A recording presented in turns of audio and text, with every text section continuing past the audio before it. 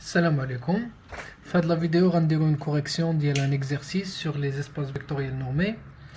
Les espaces euclidiens, c'est des espaces de dimension finie. Fait aussi de l'exercice théorème de représentation de Riesz. Et aussi, aussi les endomorphismes. Donc, première chose, à l'énoncé. L'énoncé WADA, E un espace de dimension n. F inclus dans L de E. L de E, c'est les endomorphismes de E. Donc on prend un sous-espace vectoriel de l'espace des endomorphismes sur E. Et on prend X appartient à E, qui vérifie Al-Qadiyadi. C'est-à-dire que quel que soit F appartenant à grand F, quel que soit l'endomorphisme que je prends, dès que sous-espace des endomorphismes, F de X est différent de 0. Il n'est annulé par aucun élément de grand F. Alors je peux déduire ça. L'exercice, c'est que quel que soit phi appartenant à F étoile, on met les formes linéaires sur phi, sur F, c'est-à-dire les applications linéaires de F dans R.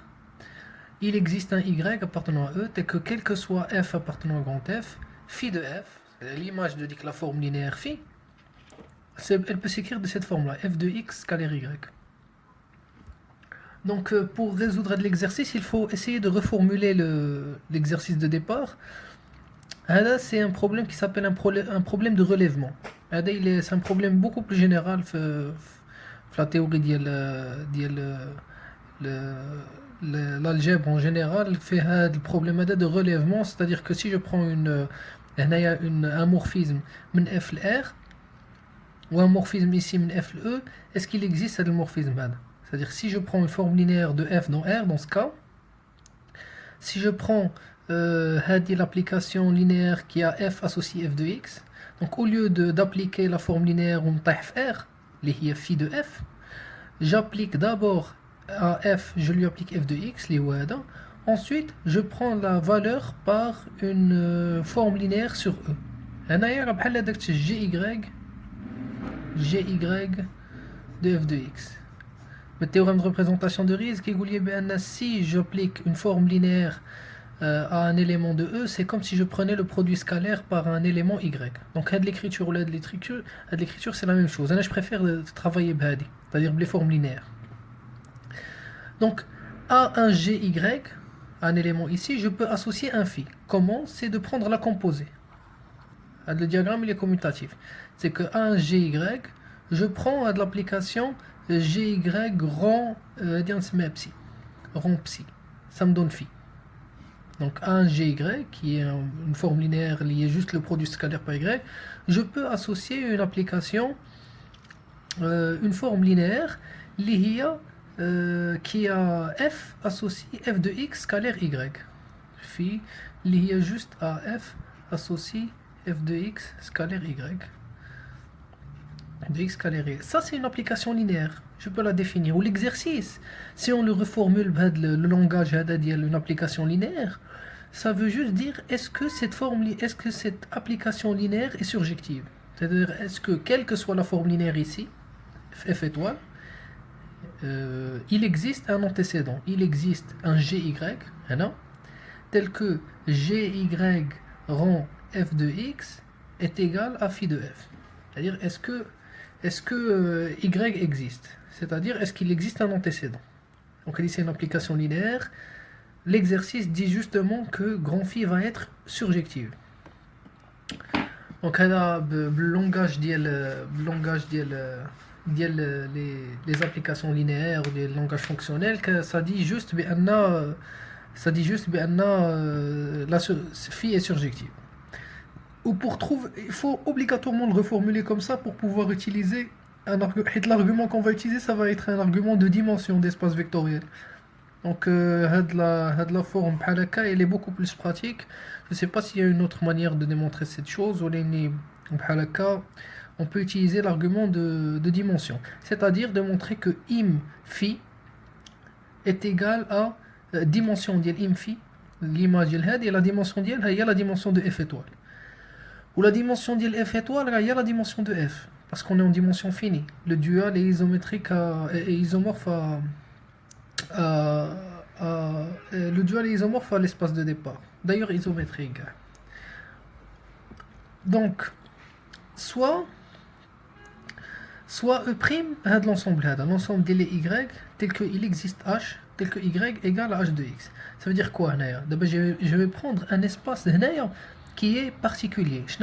On met les GY, ou les avec y, qui est une image d'un élément grand F. C'est-à-dire qu'il s'écrit H de x. C'est écrit H de x. Avec x, avec l'élément qui nous vérifie la propriété. Je vais prendre juste ces éléments-là, c'est un sous-espace vectoriel E'. Je vais prendre son dual, ou E' étoile. Il est de même dimension que E. C'est l'ensemble des GY, Y appartenant à E'. Et les éléments G de H de x. Et les formes linéaires qui a un élément Y, E, m'associe Y scalaire H de x. Avec H une application. Et au grand phi, elle est injective sur cet espace-là. Donc on peut montrer que grand phi est injectif sur cet espace. Bon, comment on va le démontrer? En effet, si je prends un H, donc pour montrer l'injectivité, il faut prendre un élément dont l'image est nulle et de montrer que dès que l'élément il est nul. Donc un élément ديال E' étoile, on choisit si l'image est nulle, pourquoi il est nul. Un H. Il ne faut pas oublier que les éléments de l'espace de départ, c'est des formes linéaires. Quand on H. GY, un élément. L'image dialou c'est quoi? Phi de G de Y c'est quoi? C'est un élément de F étoile. Donc pour vous dire qu'il est égal à 0, ça veut dire qu'il est égal à 0 sur tout point. F étoile c'est des formes linéaires. Donc je dois l'appliquer à un élément de F. Donc je vais l'appliquer à H. Ça me donne phi de G de H de X. Y, il va s'écrire H de X. Ou le H, je le mets ici. Je mets le même H. Normalement, phi de G de H de X, c'est une forme linéaire qui est nulle sur tous les éléments de F. Alors, je vais choisir H. Vu qu'elle est nulle sur tous les éléments de F, elle est nulle aussi sur H. Ou la valeur d'elle sur H, il y a H de X scalaire H de X, qui est égal à 0.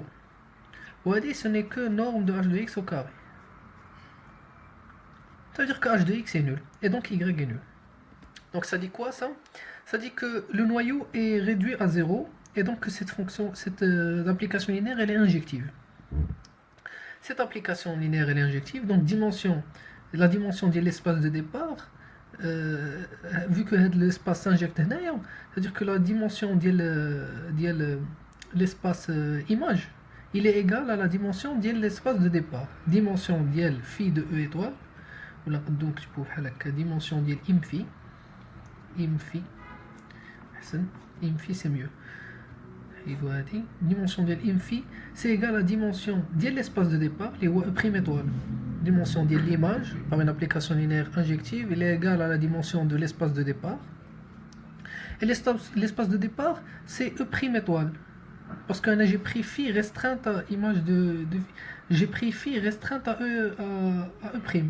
À E' étoile. J'ai vu, Naya, elle est injective sur E' étoile, bien sûr. Et sur E tout entier, elle n'est pas forcément injective. Alors je l'ai pris phi, j'ai fait une faute, c'est phi restreinte à E' étoile. C'est un sous-espace vectoriel d'E étoile. Ou dimension d'E' étoile, ce n'est d'autre que dimension de E'. Donc voilà le premier résultat. Le premier résultat, c'est que la dimension de l'image de phi et il y a la dimension de l'E'. D'abord, il reste à montrer que la dimension de l'E', alors il y a la dimension de l'F. Et d'abord, l'espace E, E étoile, l'espace F ou Adam, l'image de l'élément E', E' étoile, هذا sous-espace vectoriel. لقينا بأن l'image ديالو هي هنا imphi. Elle est de dimension plus petite que celle de f. Si je montre que la dimension est la même, ça veut dire que l'application elle va être surjective. Et si je montre que l'application est surjective, l'application restreinte elle est surjective, alors l'application kamla elle est surjective. Grand phi va être surjectif. Donc on a l'alaqa bin imphi et la grand F tout entier. D'ailleurs, ça va nous amener la démonstration se fait en deux étapes, donc il y a la deuxième étape d'abord. Il s'agit de se concentrer sur psi. Voilà, on écrit le schéma le diagramme commutatif. Psi, on a dit F, on a dit R, on a dit E. On a dit l'application GY, on a dit l'application phi, la forme linéaire. D'abord, cette psi, cette psi, elle est injective. Comment on le montre? C'est que, si je prends, ça veut dire quoi injectif? Ça veut dire que les éléments qui sont non nuls, leur image sont non nulles. Si je prends f appartenant à grand F qui est non nul, privé de 0, alors psi de f est différent de 0 parce que psi de f c'est juste f de x, psi de f c'est juste f de x. Et je sais que x n'est annulé par aucun élément de grand F qui est non nul. Donc cette application elle est injective, c'est une application linéaire. Donc dimension de grand F, elle est égale à dimension ديال impsi. شنو هي la dimension ديال impsi? شنو هي impsi? Impsi c'est tous les éléments de E qui peuvent s'écrire f de x avec f appartenant à grand F. Et donc هذه هي la définition اللي قلنا قبيله ديال E'. Donc impsi هو E'. Dimension ديال E' est égale à dimension ديال impsi.